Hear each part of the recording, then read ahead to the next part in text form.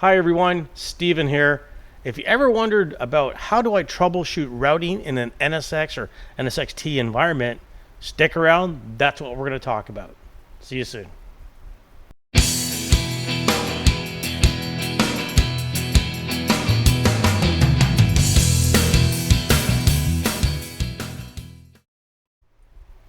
Hi everyone, thanks for sticking around. Let's jump right into it, okay? Let's take a look at how do we troubleshoot our NSX-T environment. Now, before I begin this, you need to understand the routing in NSX-T. If you don't, I'll leave a link to my routing 101, let's say, for NSX in the comments. So you want to take a look at that. I'm going to do a quick review, but I'm not going to spend a whole lot of time on it. I'm assuming you watched that video before, right? So let's take a look at this. So first of all, when we talk about routing in NSX, we refer to these things as gateways. Routing provides us with both north-south, that's routing in and out of our environment, and east-west routing, that's routing with between our environments. So east-west would be like from this VM over here at the bottom to that VM. We can peer with upstream physical routers. That makes sense. We need to get out to the real world, or the real world needs to get back into us. We do support multi-tenancy as well. We do support various high availability modes, active, active, standby. And these gateways also support not just routing, but other services as well, like firewall and VPN, load balancing, stuff like that. We also support dynamic routing protocols. So we support static routes, and we support dynamic routing protocols such as OSPF and BGP. The dynamic routing protocols are only supported on your tier 0 gateway. And again, watch that video if you're not sure what I'm referring to there. And we also support eco-cost multipathing as well. I talk about that in the other video, so I'm not going to jump into it. Now, when we talk about our gateways or our routing in NSX, when we look at a gateway, there's actually generally two components. There is the DR component, the distributed router. This DR component is located everywhere. What do I mean by that? It means it's instantiated inside the kernel of your ESXi hosts that have been prepared for NSX. So we call those transport nodes, okay? So that's what we see here. So they are deployed on your transport nodes. The DR provides us with our east-west routing. It runs in the kernel on your transport node, which I mentioned, and it allows us to route traffic between hosts. Allows us to route traffic between our VMs that are on different segments in NSX. And again, if you're not familiar with those things, you got to go back and watch those videos. Okay, so the DR component is found everywhere. It's found on our ESXi transport nodes. It's found on our edge transport nodes. So they live everywhere. The SR component now, the services router, provides for centralized services. So as soon as I say, I'm going to create a gateway, I'm going to create a gateway and I'm going to give this gateway a service, like I'm going to do a VPN or a load balancer, let's say, right? It then requires this SR component. This SR component runs on our edge transport nodes, okay? Because it's a centralized service. And again, this SR component is used to provide routing for us. Provide routing to the outside world. So as soon as you give your gateway an uplink to get to the outside world, that would be a T0 gateway. Once you give it that uplink to go outside, boom, it's going to say, I need to instantiate an SR. Therefore, you need to have an edge node / edge cluster. Again, watch out my routing stuff if you don't know what that is. Now, some design considerations from a routing perspective, just really fast here. We can do single tier routing. So you got your physical router over here.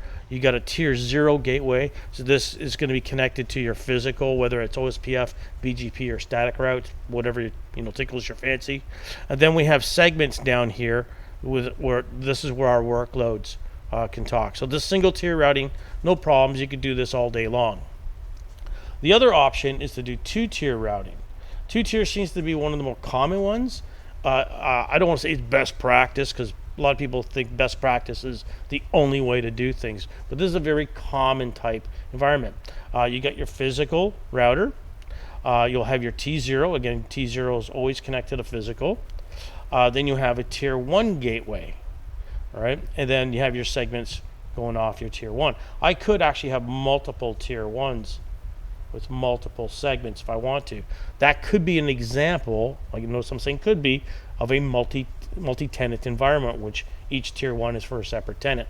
Or more commonly, it could be for I've got my tier 1. This tier 1 is for my VPN service, right? This tier 1 is for my load balancer service, that sort of thing. So I could spin up tier 1s for various services if I want to. Now remember, as soon as I say I want to put a service on something, that's when it says, oh, you need an SR. The SR runs on an edge. Also, when you say, let me clear my screen here.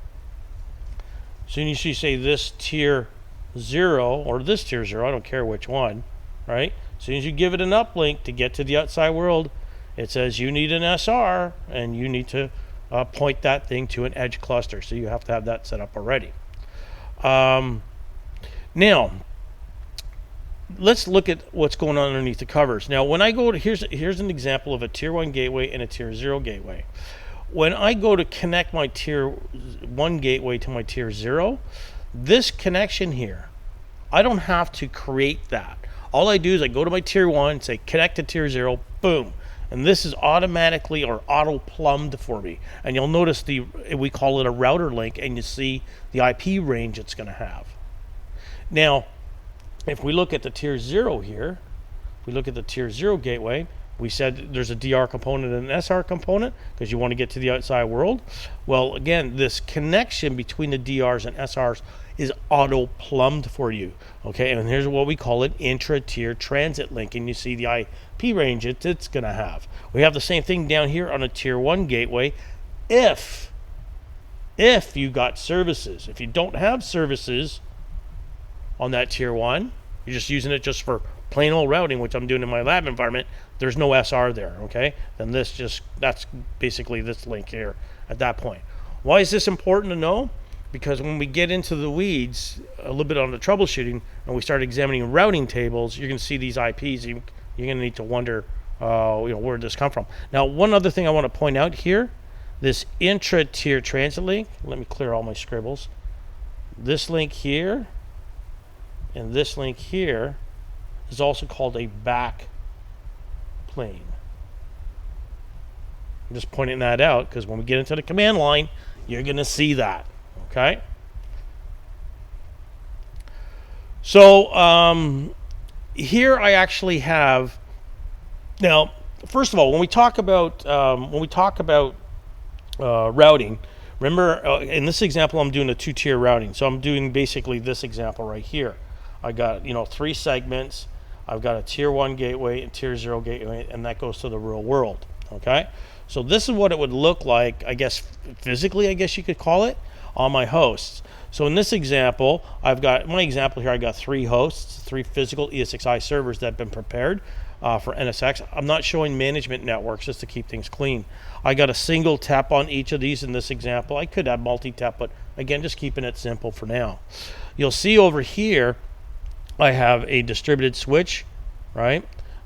Which I called it overlay VDS. Doesn't matter, call it whatever you want. Call it something that makes sense, not switch 1. Now, you'll see here I've got web tier, app tier, and database tier. Let me just go forward one slide, okay? This is basically my lab environment, okay? I've got my tier 1 gateway, and on there I've got a web segment, app segment, and database segment. You'll see I've got 2 web VMs, and the web VMs are 172.16, 10, 11, and 12 respectively. I've got an app segment with an app VM, 172.16, 20.11, and then a database segment with a database VM, 172.16, 30.11. Now, if we just focus just on the, if we focus just on the tier 1 here at the bottom, let's forget about the top. If a web VM wants to talk to database, let's say web 1 wants to talk to database, it's going to go out to its DR. That's its default gateway. Notice the IP I set here, 172.16, 10.1. So the web is going to talk to database. It says, oh, database is on a different subnet. It's on the 30 subnet. I need to send it to my default gateway. In this case, it's the tier 1 gateway. It's the DR component. And then the DR will forward that over to here. Seems pretty simple, okay? But what does it look like in the real world? If I back up a second, let's do that. Let's say web 1 here wants to talk to database 1. Okay, so web 1 is on the green web segment. It's going to come out, go down to its tier 1 gateway. So there we go. So it's hit its tier 1 gateway. The tier 1 gateway looks up and says, oh, I got an interface. Let me change my color. Let me go red. It says, oh, I've got an interface on the database tier, that red network.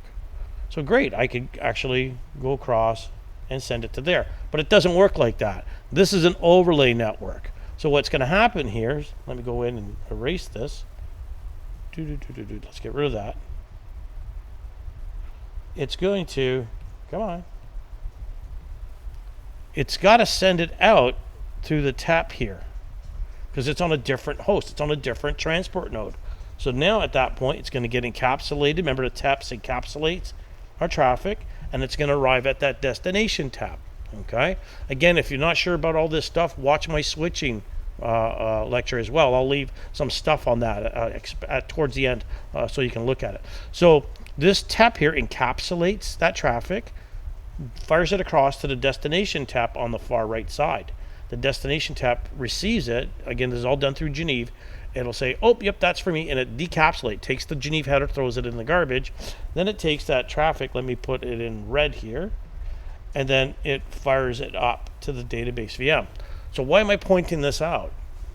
If you're in an environment where Web 1 can't talk to Database 1, let's say it's not working, one of the things you're going to do is you're going to, typical routing troubleshooting, I'm going to go to Web 1 and I'm going to ping my default gateway right there. I'm going to ping it and it's going to work.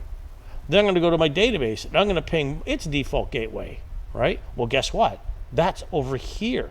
This is the part when it comes to troubleshooting the DR. You got to remember the DR is distributed across all the hosts. So generally, if you go to ping the gateway, it's going to work. If it doesn't work, then there's a different issue, right? So you got to keep that in the back of your mind, because like in the real world, if you got two machines and both of them can ping their default gateway and it's the same router, you're going to say, this doesn't make sense. This should be working. Must be something wrong with the router, but in this case, there isn't. So you got to keep in the back of your mind that Web 1 went through its default gateway. The default gateway then did a route. Routing occurs on the source host. At that point, it's layer 2. It's basically getting Geneve. So if there was an issue with any of these taps here, if there was an issue with any of those taps, this would fail. Web 1 wouldn't be able to talk to database 1, right? And you might think it's a routing issue, but it's not. It's a layer 2 issue because of the taps. So you got to watch out for that. And I'll show you some tools that you can actually use. Okay. Now, when we go to talk to the outside world, let's back up a second. Let's go back to my, oops. Let's get rid of that. Now, when I want to talk to the real world, let's say I'm on Web 1 here, and I want to talk to my physical machine out here. So my lab environment, it's 192.168.70.1, whatever that is. It doesn't really matter for this lecture. You'll see I'm going through my physical router. Here's my tier 0 gateway, my tier 1, which I just mentioned. I got no services on that.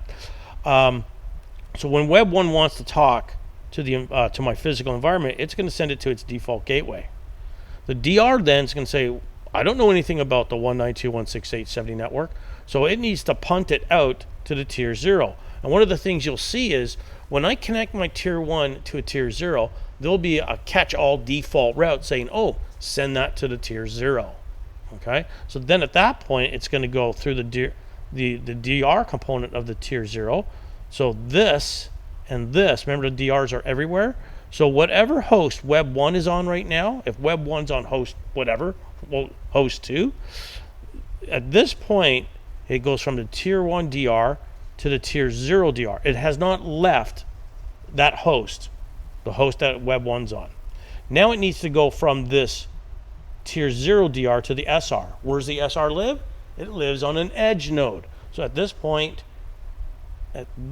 here, it needs to exit the host and get over to the edge node. Okay, that means it's got to go through taps, and then when it arrives at the edge node, the SR gets it and it's going to send it up to the physical router. In my lab environment, let me clean all this. My lab environment, it's a VYOS virtual machine, but that doesn't matter. We'll say it's physical. You'll see here's its physical address in the outside world. You'll see in my lab environment I'm using OSPF. I got an area 51, doesn't matter, and you'll see here's my IPs of these interfaces. Okay, so let's take a look at that now. Let's first look at a couple of tools that we could do. Okay, so let me pause this for 2 seconds. Not even 2 seconds. It'll be instantaneous for you folks. But let's jump over to my desktop machine. Okay. All right, so let's jump to it. I've actually introduced a problem, a north-south routing issue. Nothing too serious, but enough to kind of give you a bit of a demo on it, right? So, so first of all, let's take a look at some tools. One of the tools I really like, let's go into Plan and Troubleshoot. Under there, I'm going to go into Traffic Analysis, and then you'll see Traceflow. Older versions, Traceflow is available right over here underneath Troubleshooting Tools, but I can't remember what version they put it underneath this Traffic Analysis. You'll see you can also do packet captures if you want. I'll do a different video on that. Let's go to Traceflow. This is really cool. I'll click on Start, and then this is a really good tool. Like, hey, these VMs can't talk to each other or something like that. This tool can also be used to test your firewall solutions as well. So what do I want my source to be? Do I want my source to be a virtual machine or a port or an interface? I'm going to say a virtual machine. I'm going to pick my Web 1 virtual machine. And then it comes up, if you got multiple adapters, you pick the appropriate adapter. I only got one. You see the IP and the MAC address. Now I want to test it. Maybe I want to test it to a VM or another port or interface, or even to an IP address, maybe to an IP address in the outside world. So I'm just going to do a quick one for virtual machine.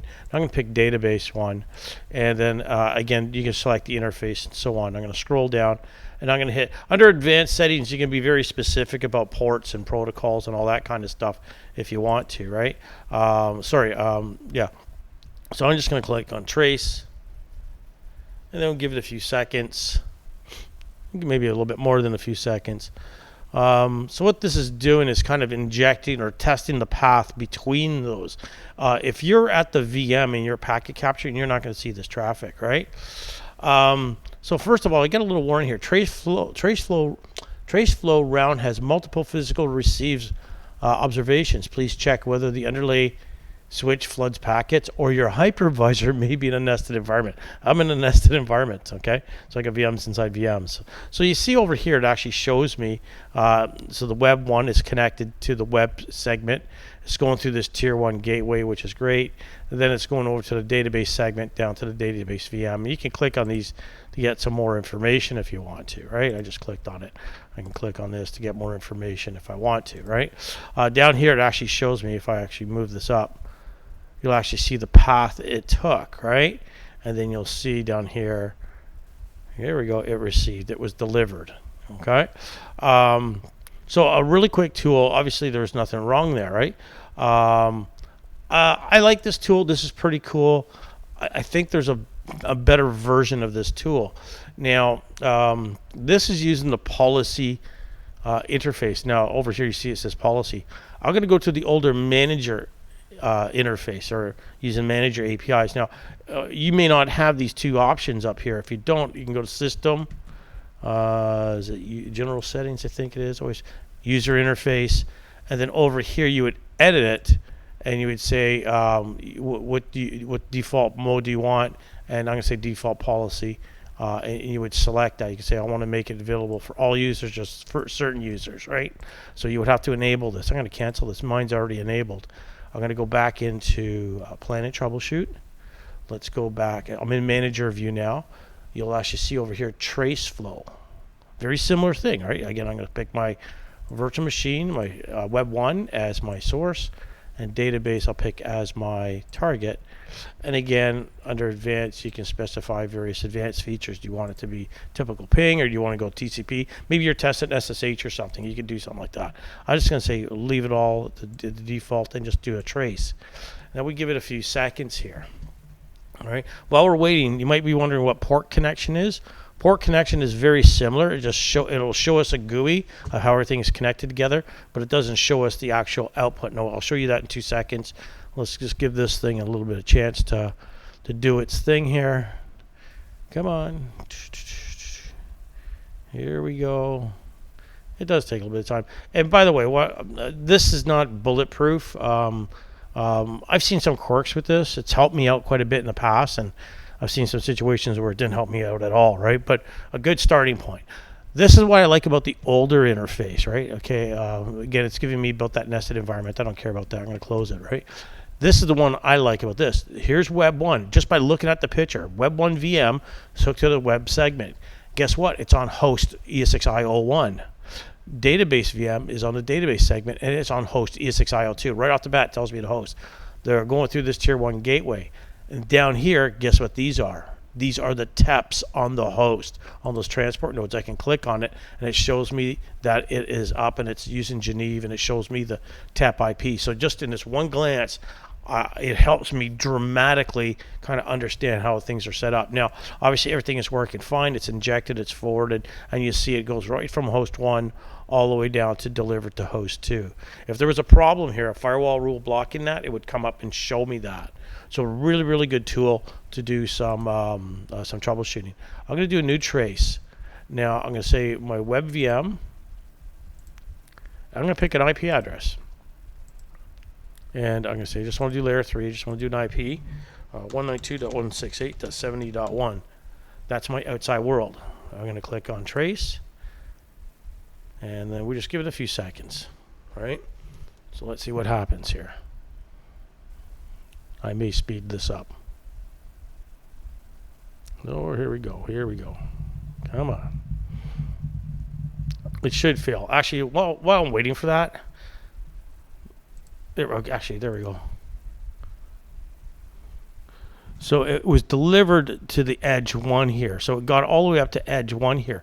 So this is actually some interesting results. Let me go to web 1 now and ping that address.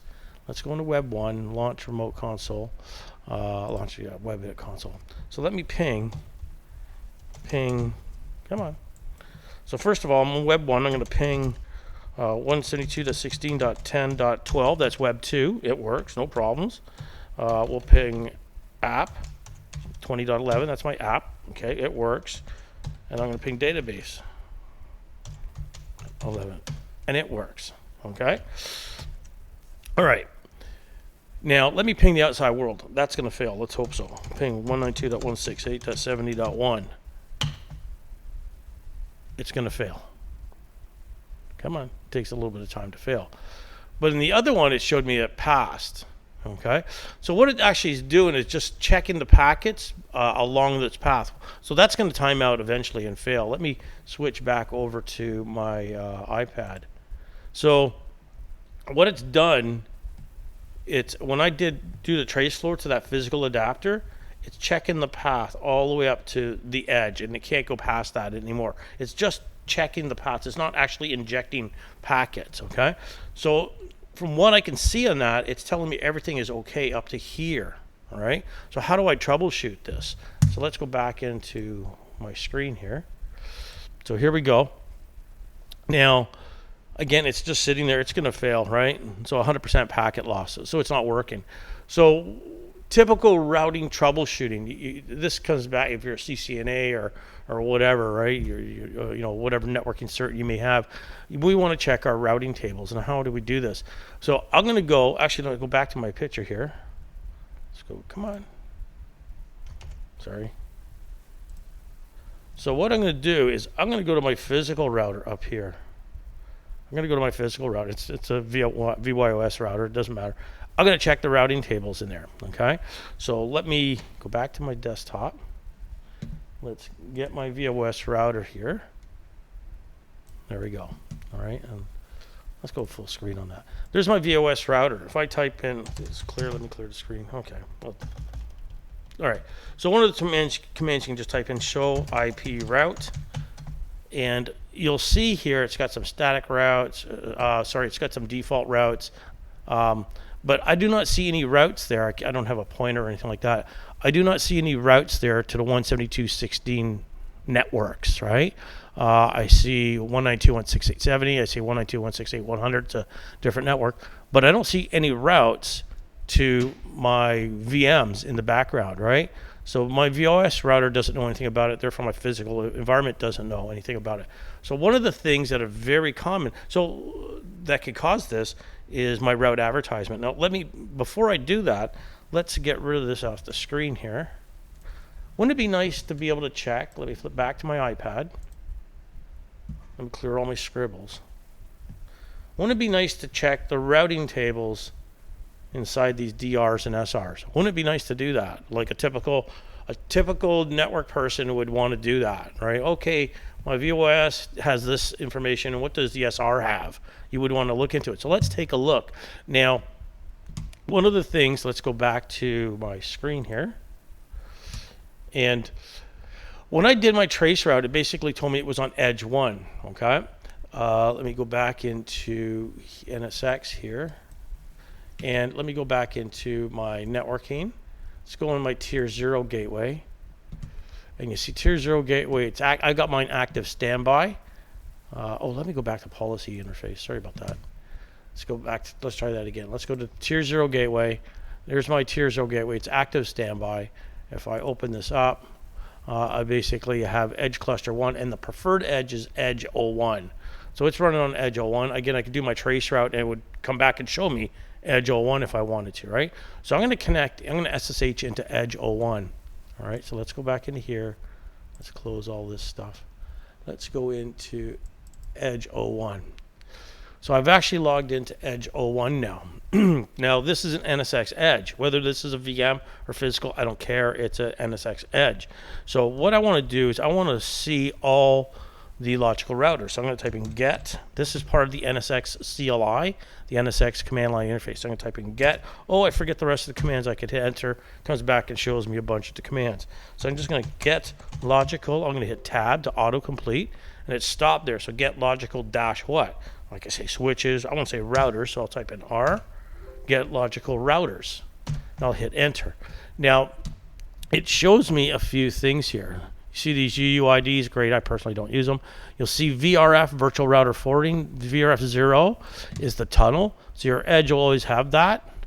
Then, notice over here, VRF 1 is the DR for the tier 1 gateway.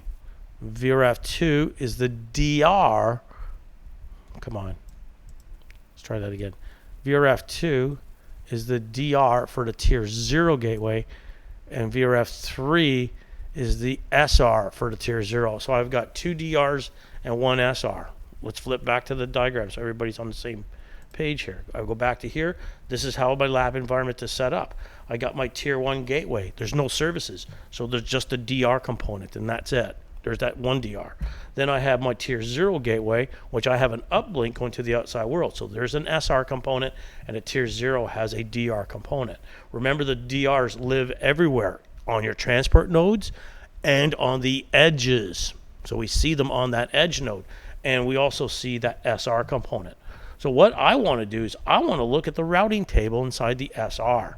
Okay, so let's flip back to my screen here.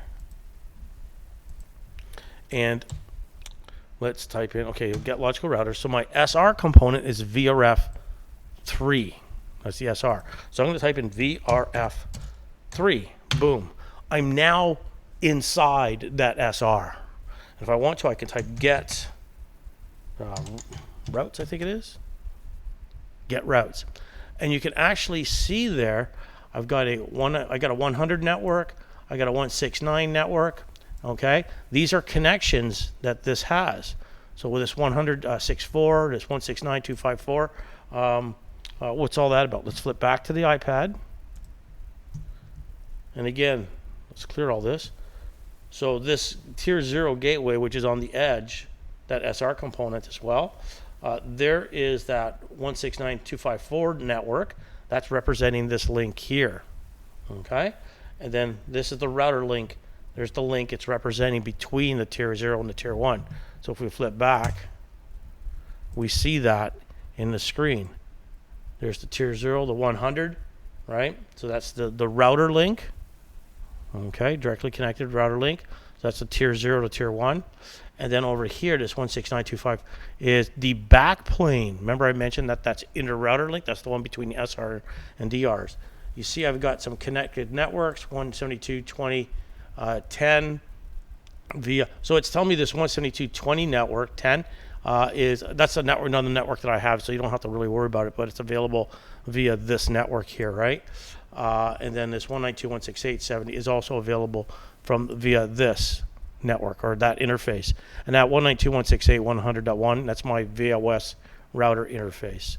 Okay, there's a couple other networks I have, but the main thing here is when I'm on the SR, it doesn't know anything about my web app and database segments. So that 172.16's networks, it doesn't know anything about that.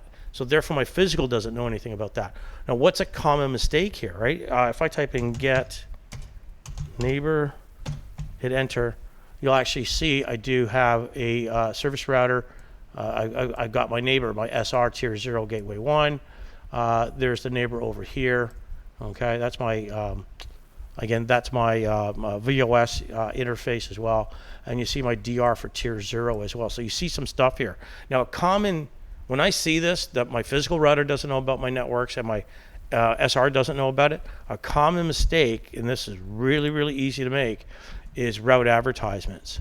So when I go into my tier 0 gateway, if I go edit my tier 0, edit, I go into route redistribution.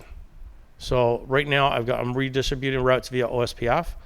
Let me click on this link here. Come on. And let's go into edit this route redistribution. Let's go in here, click on this. So right now, this is a very common mistake. So right now, my tier 0 is telling my physical network about any static routes and any connected interfaces. Okay? So it's telling my VOS, hey, this is what I've got connected. Now, what about the tier 1 stuff?